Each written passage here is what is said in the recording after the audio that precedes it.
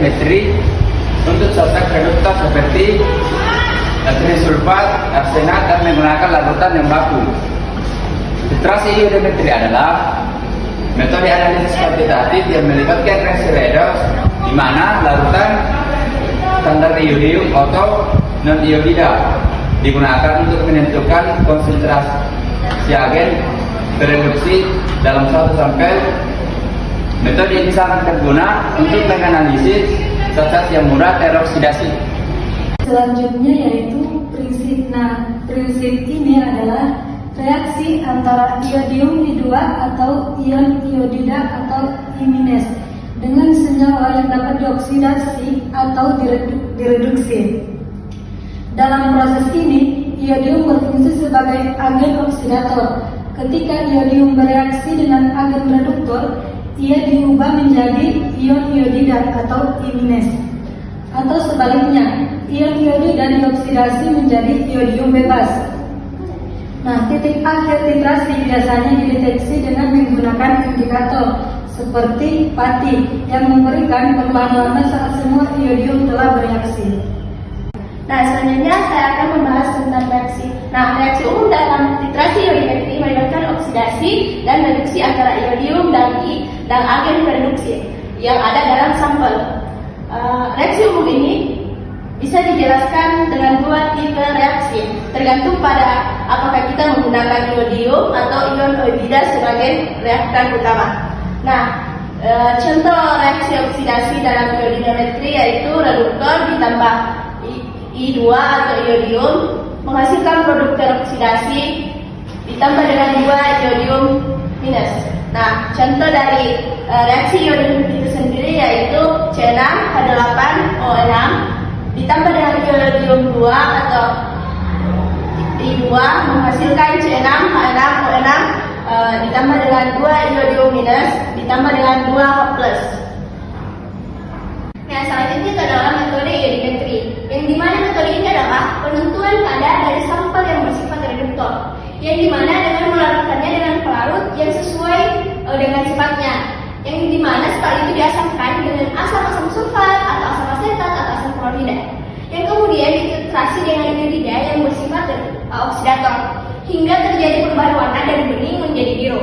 Setelah itu, suatu metode ini juga merupakan metode titrasi oksidasi reduksi, yang dimana melibatkan penggunaan larutan iodin sebagai titran. Nah, dalam iodometri ini, iodin yang ada di dalam larutan akan berperan sebagai oksidator. Nah, dan zat yang akan ditentukan atau yang disebut juga dengan analit harus bertindak sebagai reduktor. Baik, saya akan menjelaskan tentang langkah-langkah iodometri. Langkah pertama adalah persiapan larutan iodin. Larutan iodin standar disiapkan, biasanya dalam pelarut air dengan adanya kalium iodida atau Kali, untuk meningkatkan kelarutan iodin. Langkah kedua adalah proses titrasi.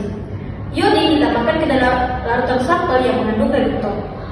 Reaksi akan menghasilkan anion iodida atau inion dan mengoksidasi zat reduktor.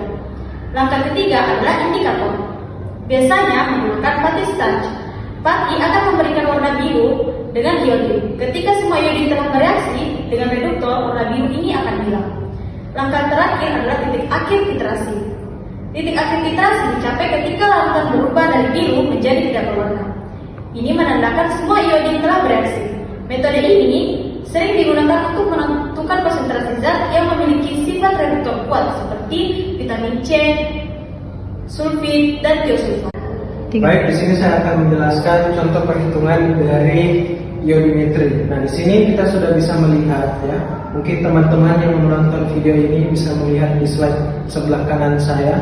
Di situ ada soal ya sebanyak 25 mili larutan sampel yang diduga mengandung vitamin C. Ditambah dengan sebanyak 5 mili larutan asam klorida atau HCl yang mengandung 0,1 N. Kemudian larutan ini kemudian dititrasi dengan larutan standar natrium trisulfat Na2S2O3 yang konsentrasinya itu sama juga yang tadi 0,1 N. Nah, jika larutan titrasi triosulfat memerlukan 23 mili untuk menetralkan larutan sampel, berapa sih konsentrasi molar yang molar larutan sampel semula. Jadi untuk menyelesaikan soal seperti ini, kita harus identifikasi dulu apa yang kita ketahui di soal. Nah, yang pertama itu ada konsentrasi molar larutan trisulfat.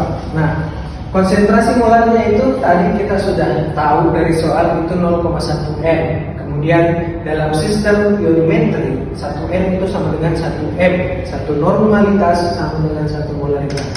Nah, karena natrium trisulfat memiliki konsentrasi molar yang sama, konsentrasinya dalam m. Kemudian volume larutan trisulfat yang digunakan itu adalah 23 mili. Kemudian konsentrasi molar larutan sampel 23 mili, 0,1 m dapat menetralkan 25 mili larutan sampel, maka konsentrasi molar larutan sampel dapat dihitung menggunakan rumus sebagai berikut. Teman-teman bisa perhatikan di sebelah kanan video ini, ya.